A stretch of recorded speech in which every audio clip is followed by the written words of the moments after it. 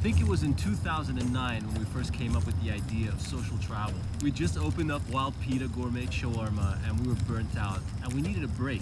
We woke up one morning and we actually didn't know where to go. We got on a plane, landed in Sri Lanka, and on the way we started talking to all our followers and we asked them what to do. We kind of just cruised through one quarter of Sri Lanka, purely driven by instructions from our followers. And I think for the first time, it dawned on us that we kind of stumbled upon a new way of travel. So imagine traveling to a country and then what you do, who you meet, what you eat is determined by the connections that you make. So here's the thing, we're gonna travel to 12 cities. 12 trend-setting cities with the highest social media penetration in the world. So you can actually travel with us, by the way. You can follow us on Google+, on Facebook, on Twitter, and you can be on this trip as well with Mohammed and I. And tell us some of the things that you'd like us to do. Some of the things you wanted to do and you couldn't do. We'd love to do that for you. So don't be a tourist, be a social traveler.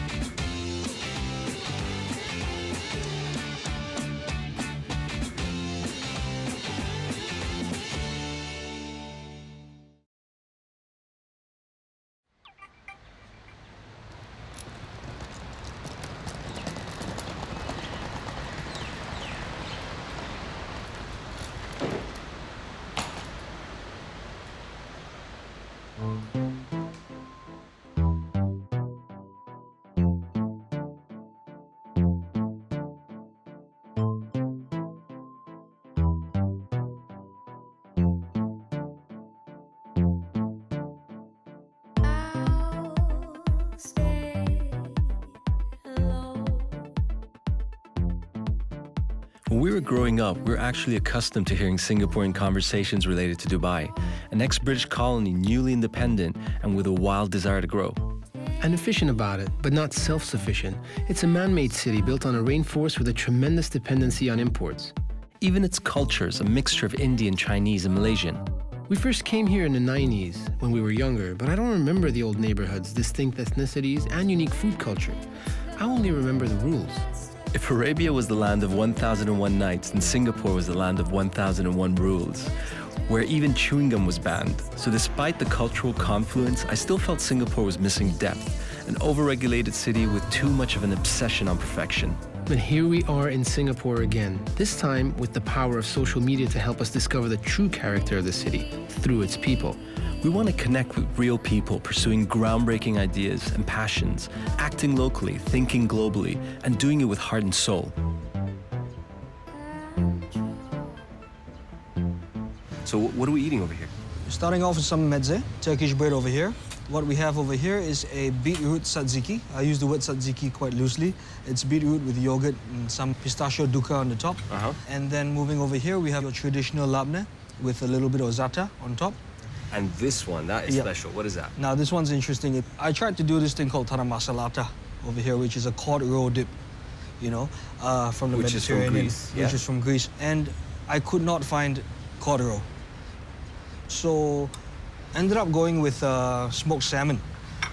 Smoked salmon and cream cheese because it kind of gave that same flavor, the same smoky, fishy flavor. The fishiness, the smokiness, And then from there, it progressed into this. This is a smoked oyster, tara masalata. Is that exciting to you? Like coming up with these recipes? I get a lot of people coming up to me asking me, Bjorn, right?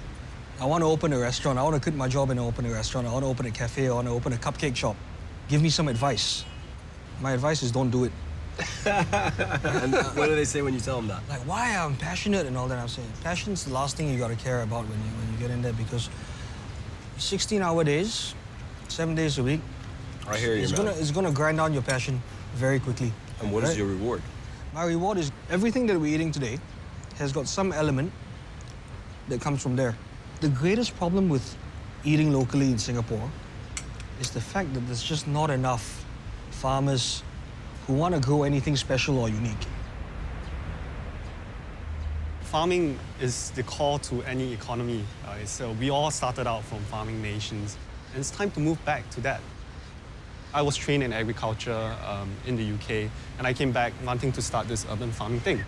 A year and a half ago, I met Bjorn, and he was really into supporting local agriculture, local food, and we met up. Wait, how does this happen? You're called Bjorn, and the restaurant owner is called Bjorn as well, and you're both Singaporean. Yes, I think during the 80s, you had ABBA and Bjorn Borg. So kind of the name came out from then. You said urban farming, but define what that means. It's farming in the urban spaces, on high rises, on the rooftops, where people go every day, you know. We have farms in Singapore. They're all kind of like in our countryside. You still have a countryside? We do, but it's very small and it's very, I guess, contrived in that sense. So I want to bring that farming thing right to the doorstep. So here we have just a variety of herbs built in hit and miss wall. So in Singapore, it's lack of space, so we put humans in high-rise buildings. We put vegetables in high-rise buildings as well. So What are some of the stuff you're growing over here? You know, things like sweet peppers, mint, Thai basil, sweet basil. So there's this huge variety just from a very confined, small space. And that's kind of the thing that we have to work around, the lack of space in Singapore. That's the only way forward to be a more sustainable, more self-contained economy. And how can people do that? What are some ideas? If you have some space, if you have maybe a rooftop space that is not being used at this moment, turn it into an urban farm. Grow some produce, connect with your local community, connect with the local restaurants, and ask if they are willing to buy your produce. And then you can start planning and become an urban farmer and drive the movement forward.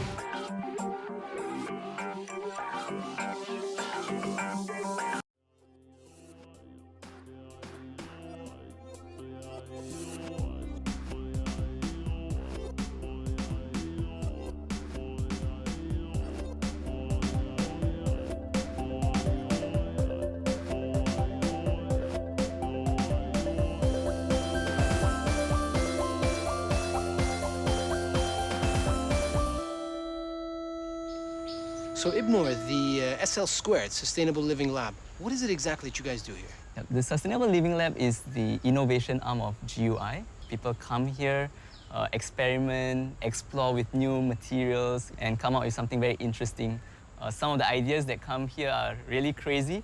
People are very open, they share ideas, and it's quite a waste if you have so much energy, a lot of good ideas, and they don't translate into something tangible. Yeah. So like one of the projects that we're going to make today is something called the Chinampa, and it's actually an ancient technology. So now that we have new materials like waste PET bottles, we are going to reuse them and create the floating Chinampa. You're going to show us how to make this? Yes. Hey, look, it might look like a competition, but it's not. Okay. I'm still going to Mine be is going to be faster, better. Okay. Yeah.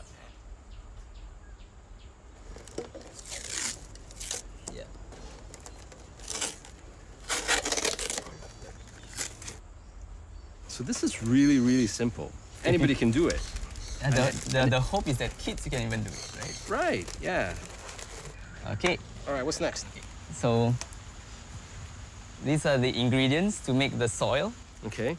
So first you want to put the banana leaves. Okay, I'll get you some, Pete. One thing about Singapore is that we don't have much food self-sufficiency. And also over here in Singapore, land is so expensive. Yeah. So why not we look at water? So the Chinampa is what we believe here at the kampong could be one step towards achieving food sufficiency. And it's actually an ancient technology. So the Mesoamericans, they live in environments with a lot of water bodies, lakes, etc. And what they did was they actually get mud, reeds, and grow food on them. So we made these chinampas, these floating chinampas, and we put a bunch of dill stalks in here, and we plan to float them on the river, but as you can see, Singapore happened, and we can't do that anymore. Yeah, I mean, we rarely get this kind of heavy rain over here, but so why not we head over into the kampong and we cook something using the ingredients that we grow over here. So like a lot of the food that we get in Singapore is actually imported from other countries. This is a food security thing. If we do not value food and we do not value farming, cooking, the value of eating sustainably, then it will lead to a lot of like overconsumption, a lot of waste.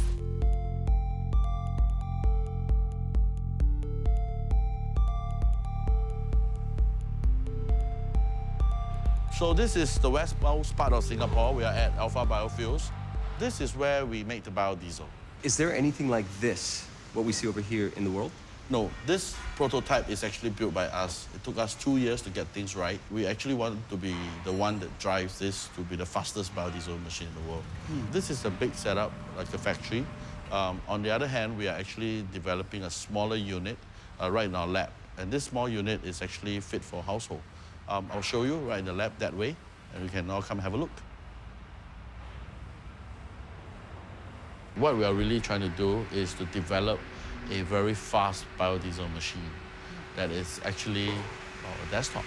What we have out there, how do you compare that to this? Well, that is an industrial scale. That processes 60 tons in 2 hours. This makes 5 liters every 3 minutes. So it's perfect for a household, for a small company that has a little bit of oil, and they want to convert it into some kind of fuel. How does it work? Oh, this is amazing. First of all, we have the waste cooking oil that you see just now. We're gonna pour this a little bit. Now we're gonna slot this in to the reactor.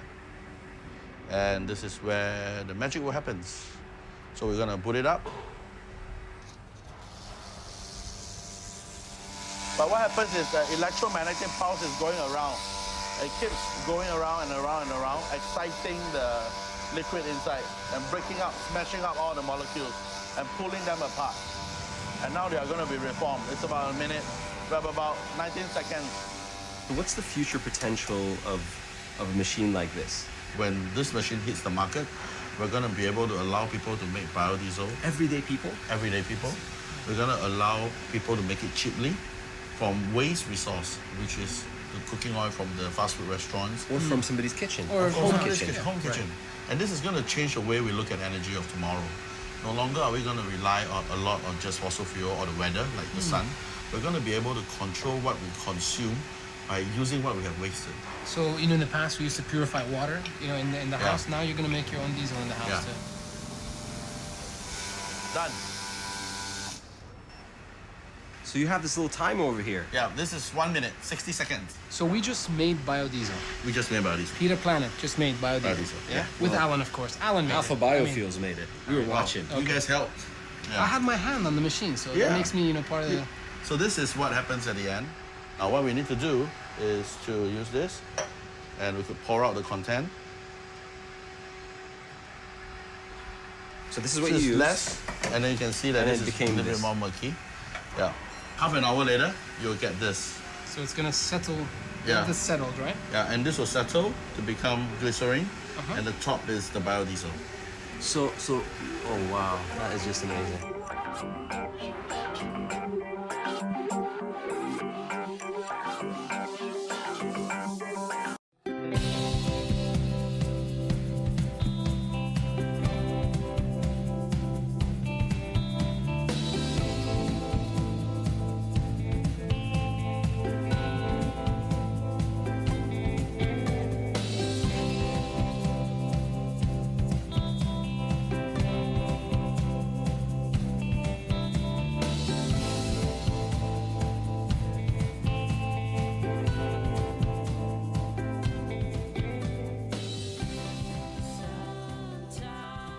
I hear a lot of people say they're starting to base themselves in Singapore. I mean, you guys are doing that obviously as well. What do you guys do? You can go ahead.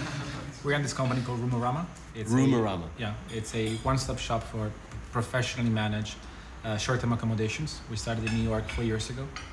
And then we moved the headquarters to Singapore a year and a half ago. But how is it? Is it easy to open or to open a small business over here? Is it? It's a great place. Infrastructure is phenomenal. Everyone speaks English. It's very easy to find talent. So it's really a fast-paced environment, and we enjoy being here right now. 4 or 5 years ago, when the government just started funding startups, there wasn't really much of an incubation space. Like a lot of us who started back then, we literally worked out of container buildings. Like they'll put stack couple of containers together, and we'll just work out from those rooms. And then these days, it's really evolved to the point where, the startups actually have an entire building to themselves, which is where Purple is actually located. So you said incubation, so the government is actually incubating businesses Not here? directly, 15 years ago, 20 years ago, it's like biotech, so it was quite a while. It was technology for a while, then now back to IDM, more internet rather than hard tech.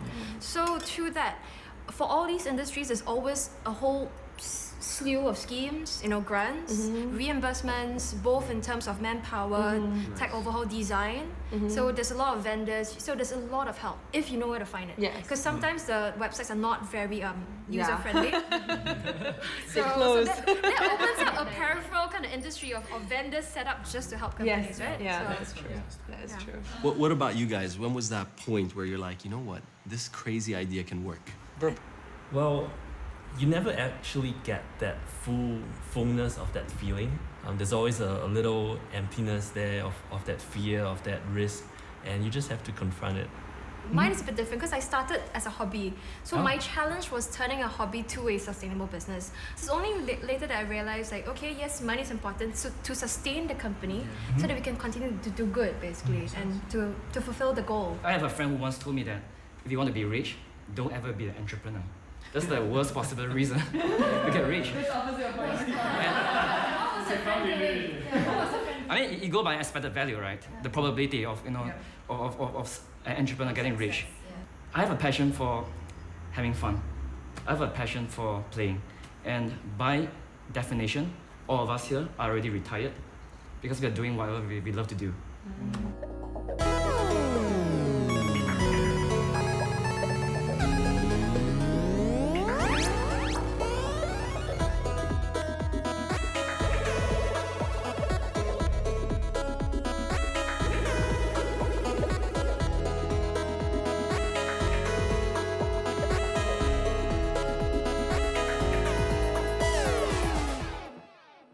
Hi, good morning, sir. Welcome to Intercontinental Singapore.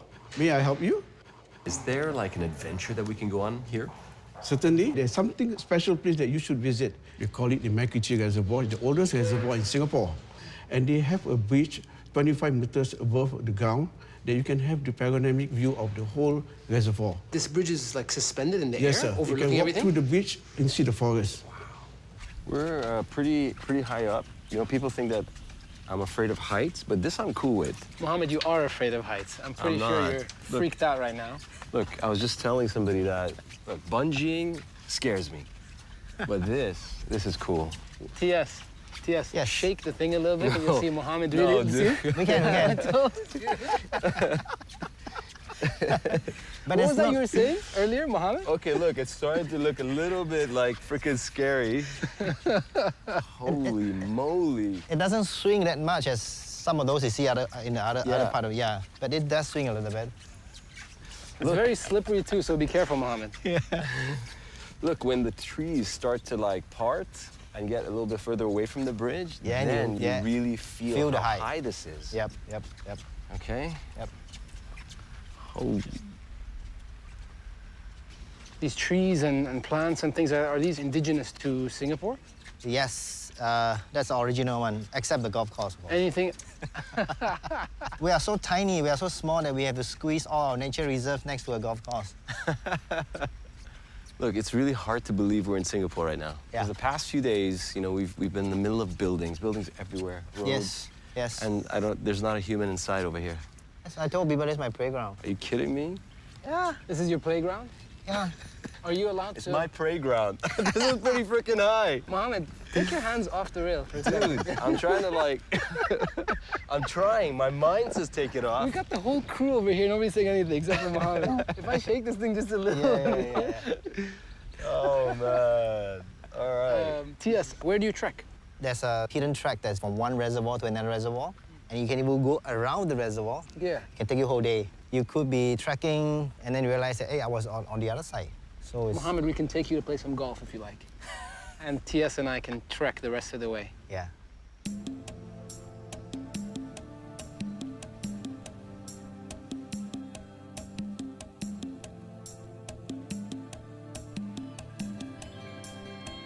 Everyone we met had a unique story to tell and a personal journey, but at their core was a common thread. Singapore cannot ignore the importance of being one with nature and spirituality. This place is growing rapidly, and that's a great thing. But sustainability concerns have created various opportunities for local groups to mobilize and ensure that the environment remains healthy. It's important to remember that Singapore is one of the youngest and most ambitious countries in the world, a complex history of multiple ethnicities. Prior to coming here, we knew Singapore was diverse, but only after experiencing the country did we realize, regardless of the ethnicity you belong to, everyone here is Singaporean above all else. That was great to see. Arriving during Chinese New Year let us see how different cultures are embraced and shared here. We're encouraged to learn and we're included in every aspect. In a great way, it felt familiar to me. Family, laughter, music, ceremony, games, and the food. Man, was the food incredible. Singapore lived up to its street food reputation with the hawker centers spread all over the country. Being able to experience those is what I really loved the most. This is what social travel is all about, a fascination with the unfamiliar, a willingness to feel disrupted, and a longing to reach out and connect with the unknown. So don't be a tourist, be a social traveler.